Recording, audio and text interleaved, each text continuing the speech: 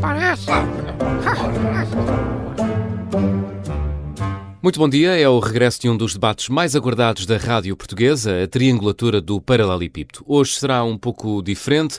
No último domingo, o nosso comentador Januário Canutilho teve um problema com o suspensório e deu aqui uma queda aparatosa no estúdio, como de resto foi possível ver para quem acompanha o programa em formato vídeo.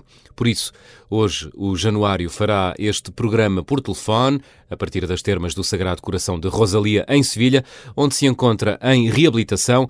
Vamos ver se já o temos em linha. Olá, Januário. Olá a todos os ouvintes. Estou a fazer esta crónica depois de ter feito alguns exercícios de hidromassagem com um grupo de fãs do Mariano Rajoy, aqui de Badajoz. Foi um pagode. Olha que bom, muito bem. Também ao telefone tenho Arménio Paulo, que está no Hotel Salvador Allende, em Santiago do Chile, onde participa no Fórum de Esquerdas que não andam cá para brincadeiras. Olá, Arménio. Olá, camarada João. Abraço de sinceras melhoras para o camarada Januário. Espero que me estejam a ouvir em boas condições. Sim, estamos a ouvir bem. Bom, começo por vos pedir uma opinião sobre esta novela interminável que é o Galamba Gate. Januário, comece por si. Eu acho que o Costa, ao manter o Galamba em funções, sujeitou-se à goleada e está a ser massacrado. Se isto fosse um jogo de futsal, o resultado era uns 60-0, como aquele jogo do Mação Benavente, que no campeonato de futsal. E neste caso era limpinho. Ele é que se pôs a jeito. Até essa velha glória, que é o Cavaco Silva, calçou as esteiras e aproveitou para molhar a sopa. Sim, a coisa continua complicada. São muitas as contradições. Arménio, o que há para dizer sobre este caso? Olha, antes de mais, eu gostava de dizer que chamar velha glória ao Cavaco Silva é quase ofensivo. Velha, ainda vá, agora glória, eu acho que é habil tanto para a classe operária que nunca viu nada de bom vindo desse senhor. A única coisa que eu noto é que ele dá muitos talidos quando fala. Ele está a falar... Isso pode ter a ver com algo biológico, porque com a idade muitas vezes os dentes deixam de ser nossos.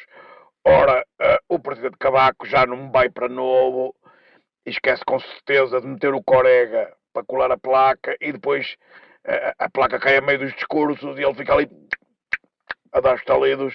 Porquê? Porque está a calcar a placa. É o que eu calculo.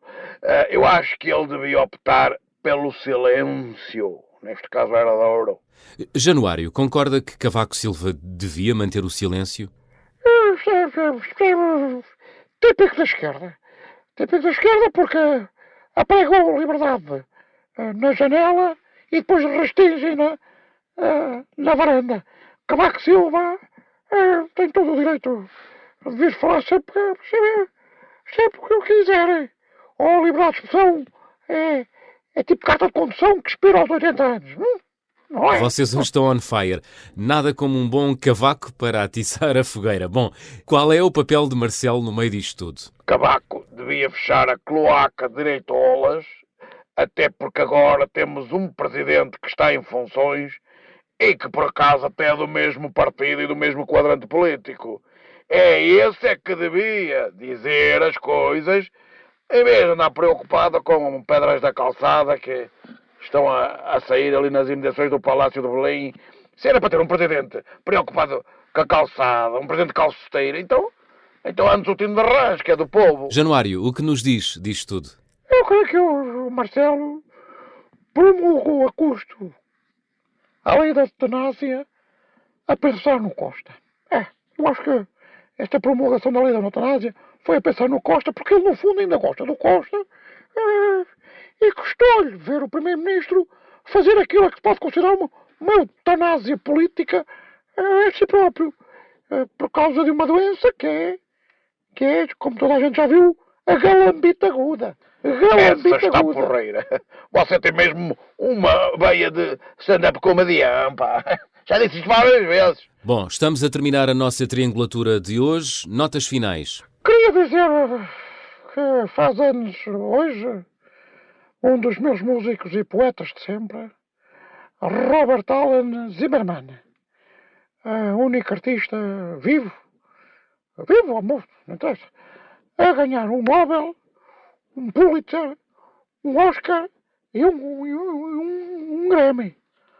Estou a falar do Bob Dylan. E queriam fazer como uma surpresa aos meus colegas. Eu tenho 3 bilhetes para o concerto, agora no dia 5 de junho em Lisboa, e gostava de vos convidar.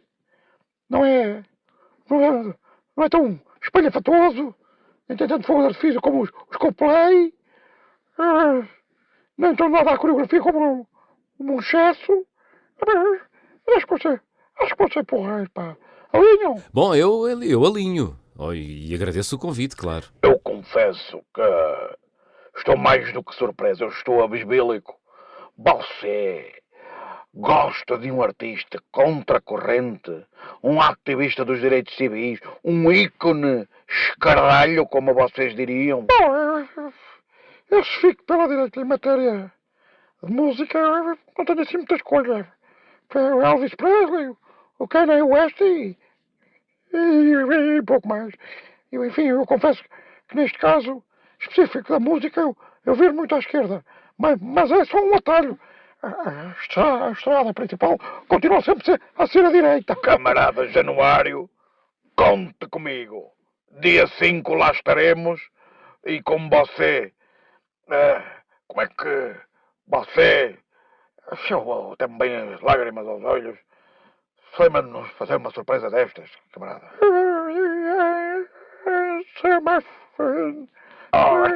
Já vi tudo. Uma vez em Moscou vi um urso andar de bicicleta. E agora vi o Januário Canutilho a imitar o Bob Dylan. Espetacular. E é com Januário a cantarolar Bob Dylan via telefone que acabamos hoje. Obrigado aos dois e até domingo. Ora agora. Parece.